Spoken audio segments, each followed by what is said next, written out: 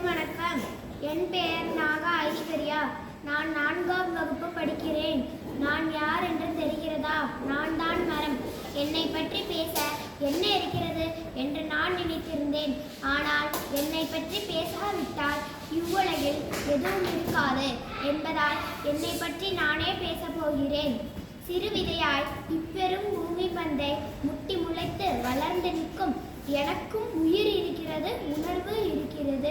கூட்டம் கூட்டமாய் என்னிடம் வந்து தங்கும் அனைத்து பறவைகளின் உறவும், என் நிழலில் இளைப்பாறும் பறவை உயிர்களின் நட்பும் இருக்கிறது.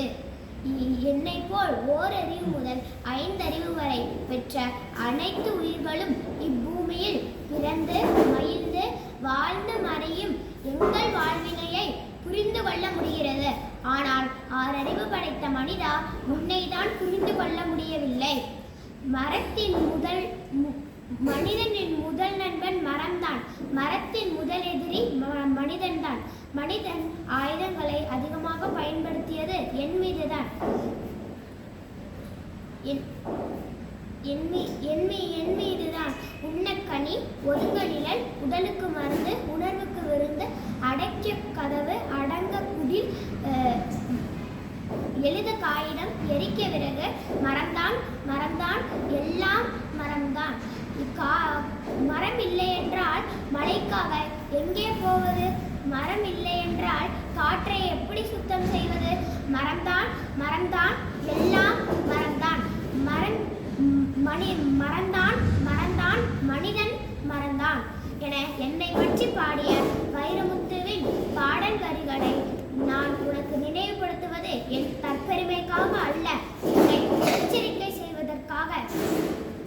உன்னிடம் ஒரு கேள்வி கேட்கட்டுமா? நிலவிலும் செவ்வாய் கோளிலும் நீரினை தேடும் 6 அறிவு படைத்த மனிதா, தாயுள்ளம் கொண்ட எங்களை அறுத்து பறவைகளை ஒழித்து விலங்குகளை அழித்து மாளிகைகளை கட்டி வசதியோடு வாழ்கிறோம் என்று நினைத்து இப்பூமியை பாலைவனமாக்கி மூச்சு காற்றுக்காக ஏங்கி தவிக்கும் போதனால் வெகு தொலைவில் இல்லை என்பதால் உனக்கு முன் தோன்றி உன்னை விட அதிக நாள் வாழ்ந்து வானுயர்ந்து நிற்கும் என்னை நீ வளர்த்து நீயும் நலமுடன் வாழ வாழ்த்துகிறேன். மரம் வளர்ப்போம், நலமுடன் வாழ்வோம். மரம் வளர்ப்போம், உயிர் வளம் காப்போம். நன்றி.